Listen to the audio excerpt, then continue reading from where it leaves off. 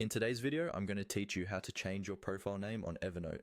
Before we start, make sure you're signed into your Evernote account in a web browser.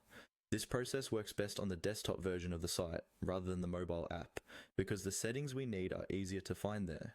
Once you're logged in, take a look at the left-hand side of your screen. Near the bottom of the sidebar, you'll see your current profile name, usually alongside your avatar or initials. This is the entry point to your account settings. Go ahead and click on your profile name there. If you don't see it right away, you may need to expand the sidebar or scroll slightly, but it should be visible in the lower portion of that panel.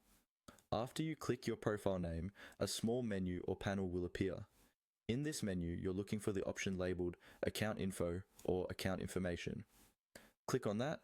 This will open a new page or tab in your browser that takes you to your Evernote account settings.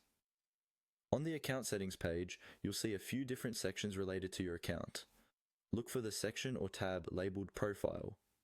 This is where Evernote stores your display information, like your profile name. Click on Profile to open those settings.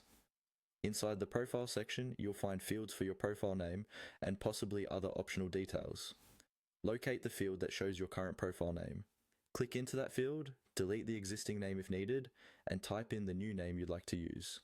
Take a moment to check spelling and capitalization, especially if you use Evernote for work or collaboration, since this name may be visible to others you share notes with.